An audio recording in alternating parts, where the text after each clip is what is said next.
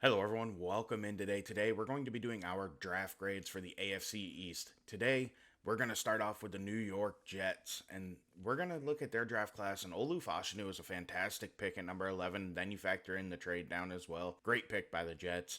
And round three, they got Malachi Corley. That was a fantastic pick. I think that he's going to fit well with Rodgers and give, some tunnel screens and stuff like that underneath that he'll be able to make big plays out of. So I think this is another good fit. And then you have Braylon Allen going in the fourth round. I'm a big Braylon Allen fan. I thought he's a really good back who, honestly, for some reason, just didn't test the greatest, and I do believe he's a power back, even though he doesn't show it a whole lot in college. He's going to be a great fit for the Jets. Then in round five, they snagged up Jordan Travis and Isaiah Davis. Travis is a little bit questionable. He played high level football in college, though, man. He did a great job leading Florida State. I may be a Gator fan, but he did a good job, and you got to give an unbiased opinion. I just don't know about his arm strength in the NFL. We'll have to see if that's able to hold up and it's stronger than what I think it is. And then later on, they grabbed Quantez Stiggers, a cornerback who didn't play in college. He went up to the CFL. He had a really interesting story. I obviously did not get to watch him. I don't know, much about him, but it's a really cool story. And then in round seven, they grabbed Jalen Key at Mr. Irrelevant DB out of Alabama. Overall, good draft for the Jets, and I'm actually going to upgrade this from a B plus to an A because I really like the Fashanu, Allen, and Corley combo at the top of their draft. Next up, we have the Miami Dolphins, and they chose Chop Robinson in the first round. Not the biggest fan of that. Patrick Paul, a little iffy on that pick as well, honestly. And then they went with more speed with Jalen Wright, and he's a good player, though. I will say, I really do like him as a prospect, and I think he could be a good running back in the NFL. Then you got Mohamed Kamara in round five. He is somebody that honestly I hadn't heard of, but then I heard him talking about him on the Bootleg podcast, and then I looked him up, and he's actually pretty fun. He's undersized, but I think he's going to be a good pass rusher. And then in round six, they got Malik Washington, who everybody loved from the Shrine Bowl, and he did look pretty good from what I've seen. I watched, I think, 1.5 games of Virginia before the draft, and post draft, I haven't watched any. I just haven't had time. I thought about watching a few more prospects before I did my grades, but you can only go so long without getting the content out before it becomes irrelevant. And then they also grabbed Patrick McMorris. I don't know anything about him in round six. Round seven, they got Taj Washington. I watched Caleb Williams, so I've seen him. He's an interesting prospect, probably more of a kick returner if you ask me, but we'll have to see how that ends up going for him. He could be a kind of a splash specialist here or there. Overall, though, honestly, I'm not as high on this draft here. I'm going to have to give it a C.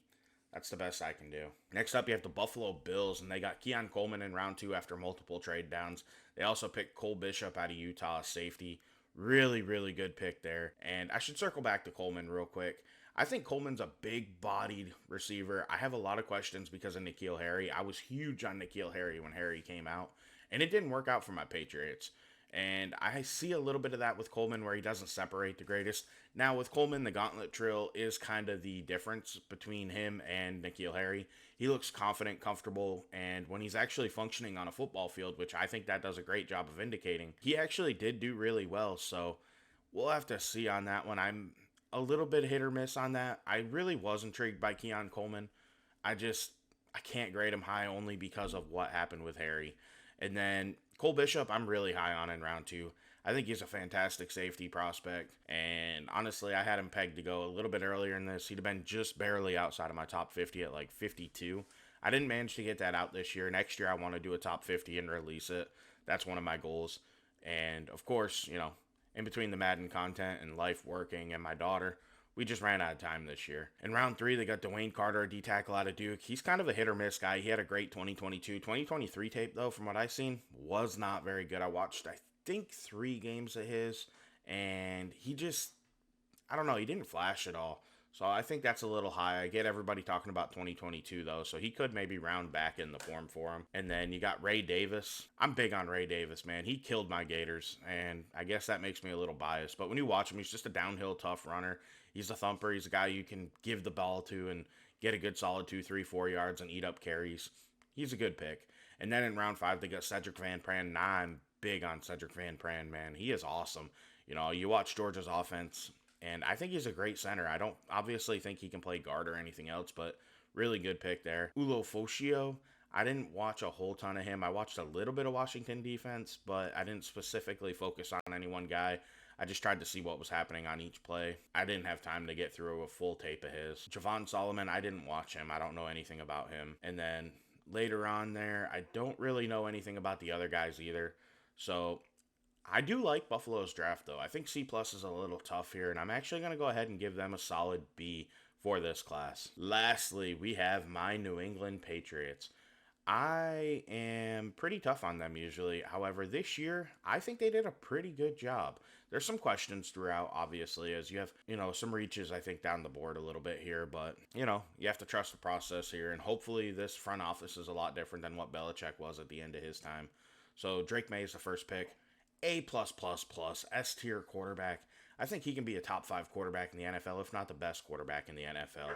I love the pick. Then in round 2, you grab Jalen Polk. I understand skipping on A.D. Mitchell, even though people, and honestly, Ladd McConkey. Ladd McConkey is an excellent receiver, but you cannot understate his size issues and the fact that I'm scared to death the kid's going to get hurt. And to me, that matters big time. So, I can understand trading back away from him. And I think Jalen Polk, maybe I'm wrong, but I think Chris Godwin when I watch him play. I think he can be a great slot guy, real powerful.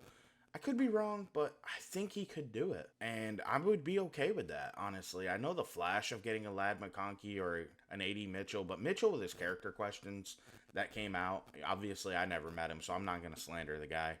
But I just understand passing on him. Caden Wallace in round 3, do not understand that pick. I watched Penn State's offense, and I didn't think he was that good. I thought he was more of like a round 5 guy.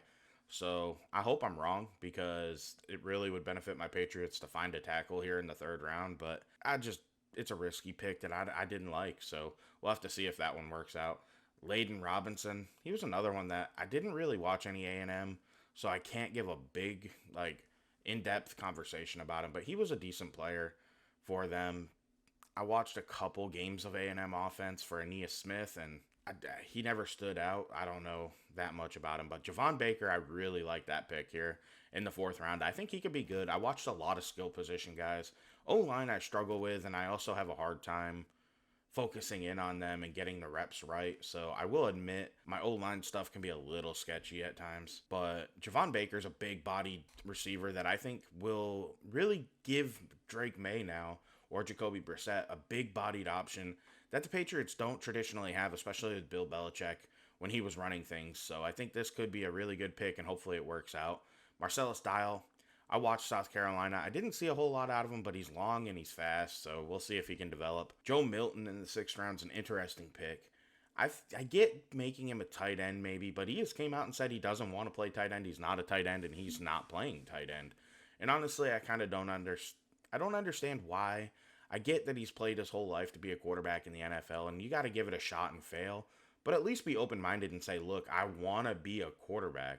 But if it doesn't work out, I'm willing to put in the work to become a tight end. He's gifted when it comes to throwing the ball far. He just doesn't show a lot of skills as a quarterback. I get taking a flyer with the arm talent, though. And then Jaheim Bell, I am shocked he went in the 7th round. He's a weird prospect, but I didn't think he dropped this far. I thought somebody would try to get creative with him, and I guess not. So I think that's a steal right there, and I think the Patriots will be able to utilize him as long as Alex Van Pelt, their offensive coordinator, is creative.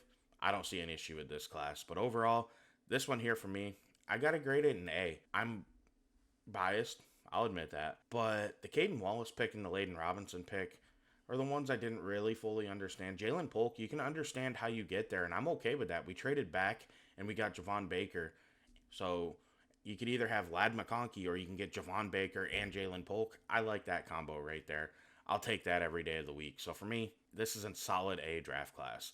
But that's it for my AFC North grades. Tell me what you guys think below in the comments. Please drop a like on the video. And I'll be back with more draft grades, Madden, and Coach KJ content soon. Have a great day. I'm out. Welcome to my party, we're just getting started. A life is a dream or a nightmare scarring. Hand me a drink cause I think I'm going all in. Get me a shrink who can catch me when I'm falling. Cover up my scars, flip the handlebars. Crashing in my car, wake up in a bar. I'll be a superstar.